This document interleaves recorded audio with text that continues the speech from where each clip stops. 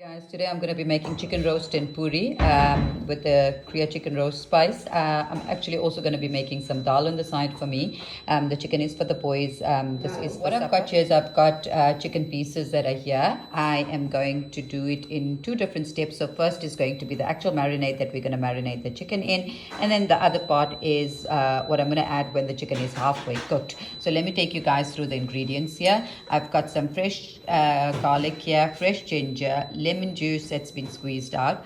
I've got chicken roast spice from Korea. I've got red chili powder that's here. I've got a little bit of cinnamon powder and some yogurt.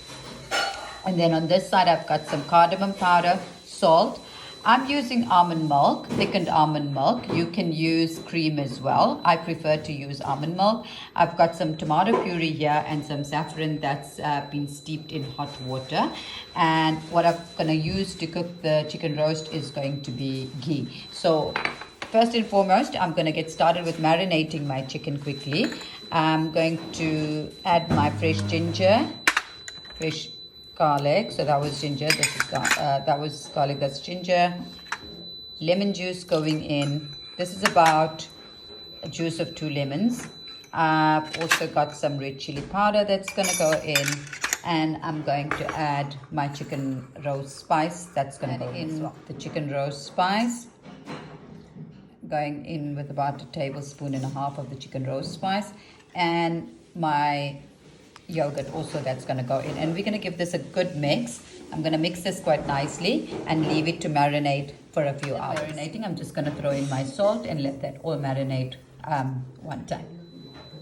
Alright, so what I've done is I've marinated my chicken. I have got my ghee ready here, my whole garlic, whole chilies, and the rest of the ingredients. So that's the second part of this dish, which is going to go in when this chicken is cooked halfway through. I've also got some potatoes that I've cut into big chunks and almost like chips, but thicker chips. And then that's also going to go in a bit later. So I'm going to get started with my chicken in a bit. I'm going to add some ghee and then show you guys what we're doing on the second part. I've added some ghee and I'm waiting for the ghee to heat up. And what I'm going to do in the ghee is I'm going to throw in whole garlic and whole chilies, and I want the flavors from the whole garlic and chilies to go in here. And then as soon as it starts releasing the aroma, I am going to add my marinated chicken in the ghee here. Alright, so the garlic and the chilies are starting to release the aroma, and it actually makes a world of a difference. If you can find red chilies, that's amazing. If not, you can easily use dry red chilies as well.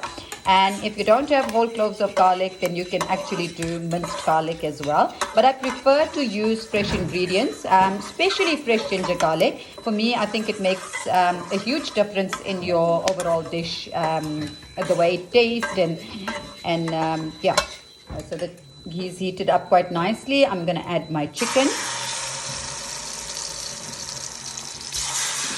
And what I'm going to do with the potatoes is I'm going to partially boil them and then throw them in my chicken a bit later on. I haven't quite yet decided if I want to do chips or if I want to do soft potatoes, but I'll decide on that in a bit. Just now, all this masala, all this leftover marinade that's here, we're going to add this to the chicken, and we're going to let the chicken cook halfway through. When this chicken is halfway cooked through, then I'm going to add the rest of them. We're going to turn this chicken. I just want to give it a little bit of color, and then I'm going to put a lid on and leave this chicken to cook through. And we're not going to add any water or anything at this stage. It should release its own water. The yogurt has got a lot of liquid, so once the lid is closed, that will also release a lot of water. So you don't want to unnecessarily add more water at this stage. We'll see if it requires a bit later on, then I'm going to add a bit of water. Right, so at this stage, my stove is quite high. I want to sear the chicken. And the reason why I like to do that, and I found it makes a big difference when cooking your food as well, is when you sear your chicken, what happens is it doesn't release a lot of water later on. And when it releases a lot of water, I find that all the nutrients and the flavors from the chicken is lost when it starts releasing a lot of water. So this way we end up searing the chicken, we give it color, and we lock the moisture in. And once you lock the moisture in, your dish is far more flavorful. and a lot more tastier. So what you want to do in the initial stages is to make sure you sear your chicken so that you've locked in all your flavors, and that way your dish is far more flavorful and a lot more tastier.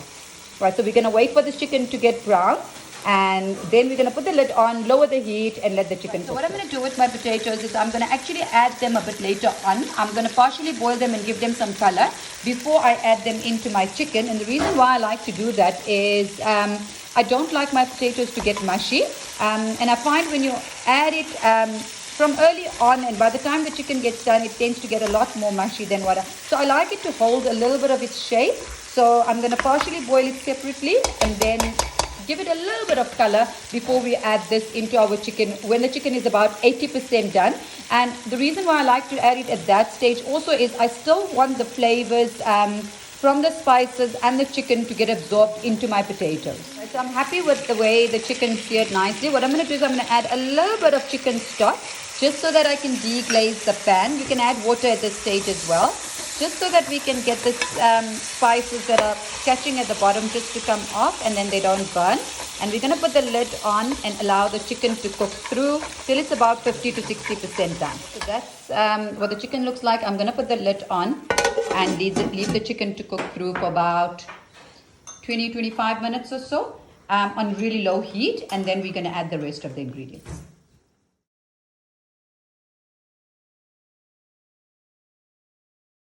All right, the chicken's almost 50 to 60% cooked. What I'm going to do with the rest of the ingredients here is to mix everything together, and then that is going to go into my chicken that is cooked halfway through. So I've got some ghee that's left over here. The almond milk goes in here, and all this other ingredients, the tomato puree, the cinnamon, and my cardamom powder, and the jaggery will go in here. I'll give it a good mix and add this into my chicken. The saffron will go in a bit later. So I'm just going to add my prepared mixture here and then leave this till the chicken is cooked through completely. When it's about 5% or so left, then we're going to add the saffron and the potato. And I'm going to add the potatoes in a bit.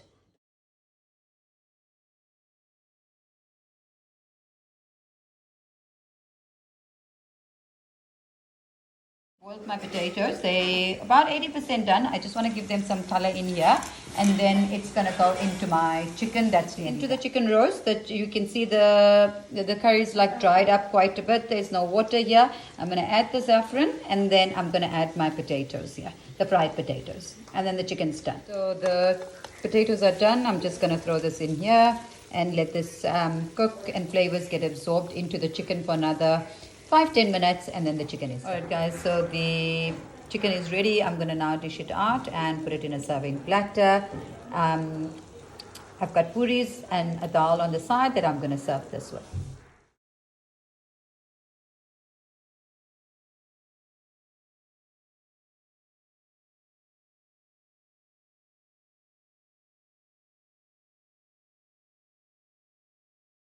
I'm going to do a simple quick dal. We had this dal while I was in Burma. My mom's boys actually made this for us, and it was so simple, so quick. Just throw it all in and basically it's all done. What I've got here is I've got some oil dal, as we call it, and that's been soaking away. I've got a little bit of the Kriya dal spice. I've got some garam masala that's ready here, salt, gur, ginger garlic, tomatoes, onions, green chilies, and some stock. And what I'm going to do is I'm going to throw everything in and let it slowly come together and boil, all of it together. And I'm also going to add a little bit of the ghee as well. And then we're going to do a vagar or a tadka on top once the dal is cooked. I am going to leave it. I'm just going to use my spoon to mush this dal up as it's cooked. I'm not going to put it through a machine or something. I don't like it when the dal is very watery and very this thing. So all of it goes together. I'm going to cook it in my clay pot. I've got my clay pot that's here, and I'm simply going to add my rinsed dal into the pot, my spices, whole veggies as well, and the stock. Everything goes in, slowly comes to a boil. Ideally, what you want to do with your dal is you do want to soak it overnight. It really helps, makes a big difference. So if you can, try and soak your dal overnight. So here's my dal. I'm just going to add a little bit of boiling water, and then I'm going to throw the rest of the ingredients in. I've got some baby onions and tomatoes that's here. Baby onions are really far more sweeter in taste than big onions. Some ginger going in there. Garlic. Salt. Chicken stock. And I'm going to add the dal spice, the Kriya dal spice. Not a lot, just a little bit, just to enhance some flavors here. A little bit of garam masala. And I've got gur that's ready here, jaggery. So that's going to go in. And what I'm going to do is let this slowly cook. I can just get this gur out.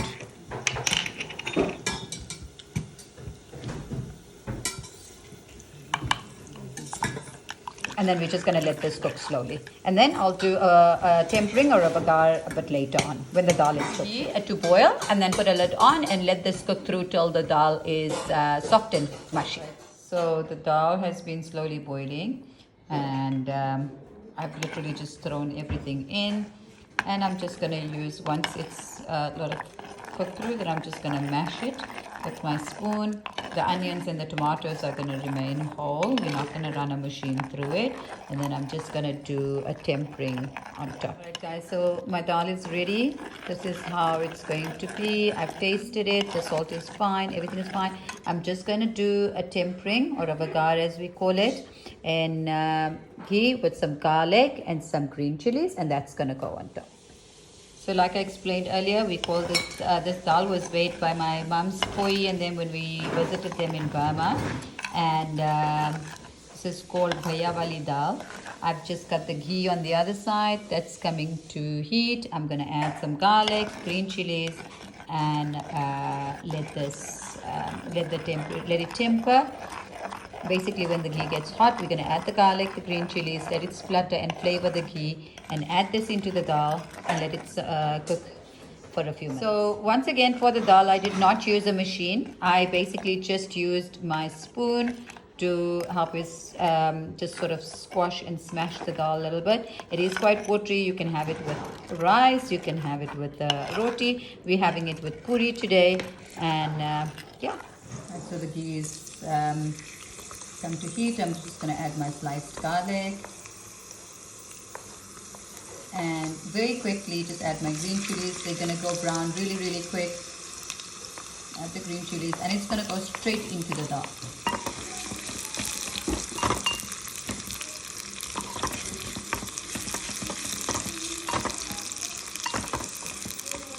We just want the garlic to lightly brown.